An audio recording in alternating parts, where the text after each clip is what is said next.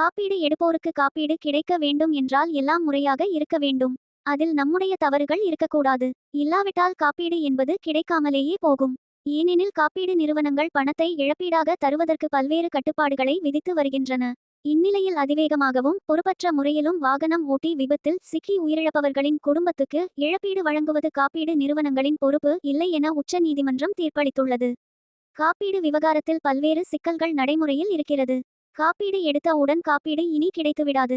காப்பீடு வேண்டும் என்றால் நமது பக்கம் எந்த தவறும் இருக்கக்கூடாது. உதாரணமாக குடித்துவிட்டு வாகனம் ஓட்டி விபத்தில் சிக்கியிருக்கக்கூடாது. அதேபோல் ராங் சைட்டில் போய் விபத்தில் சிக்கியிருக்கக்கூடாது. அதிவேகமாக சென்று விபத்தில் சிக்கியிருக்கக்கூடாது.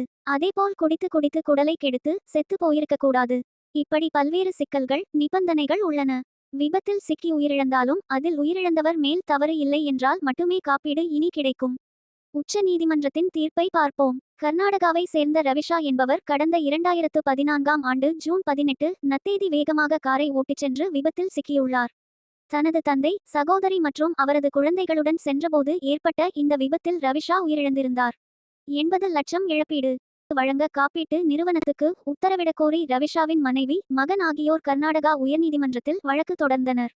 வழக்கை விசாரித்த கர்நாடகா உயர்நீதிமன்றம், ரவிஷா வேகமாகவும் போக்குவரத்து விதிகளை மதிக்காமலும் அலட்சியமாகவும் காரை ஓட்டிச் சென்று விபத்தில் சிக்கி உயிரிழந்ததாக விசாரணையில் உறுதி செய்தது. தொடர்ந்து ரவிஷாவின் குடும்பத்தினர் தாக்கல் செய்த மனுவை கடந்த ஆண்டு தள்ளுபடி செய்தது. ரவிஷா அதிவேகமாக காரை ஓட்டியதும் அலட்சியமாகவும் இருந்ததால்தான் அவரது மரணம் ஏற்பட்டு இருப்பதாக கூறிய உயர்நீதிமன்றம், எனவே இதற்கு இழப்பீடு கேட்க அவரது வாரிசுகளுக்கு உரிமை இல்லை என தீர்ப்பளித்தது. அதை மீறி இழப்பீடு கொடுத்தால் ஒரு மனிதரின் சொந்த தவறுகளுக்காக இழப்பீடு பெறுவதை போன்றாகும் என்றும் கர்நாடகா உயர்நீதிமன்றம் தனது உத்தரவில் குறிப்பிட்டிருந்தது. இதை எதிர்த்து ரவிஷாவின் குடும்பத்தினர் உச்ச நீதிமன்றத்தில் மேல்முறையீடு செய்தனர். இந்த மனுவை நீதிபதிகள் நரசிம்மா, மகாதேவன் அமர்வில் நேற்று விசாரித்தது. அப்போது அதிவேகமாகவும் பொறுப்பற்ற முறையிலும் வாகனத்தை ஓட்டி விபத்தில் சிக்கி உயிரிழப்பவர்களின் குடும்பத்துக்கு இழப்பீடு வழங்குவது காப்பீடு நிறுவனங்களின் பொறுப்பு அல்ல என உச்ச நீதிமன்ற நீதிபதிகள் அதிரடி உத்தரவு பிறப்பித்தனர். பின்னர் இந்த வழக்கில் கர்நாடக உயர்நீதிமன்றத்தின் உத்தரவில் தலையிட விரும்பவில்லை என கூறி மேல்முறையீட்டு மனுவை தள்ளுபடி செய்தனர்.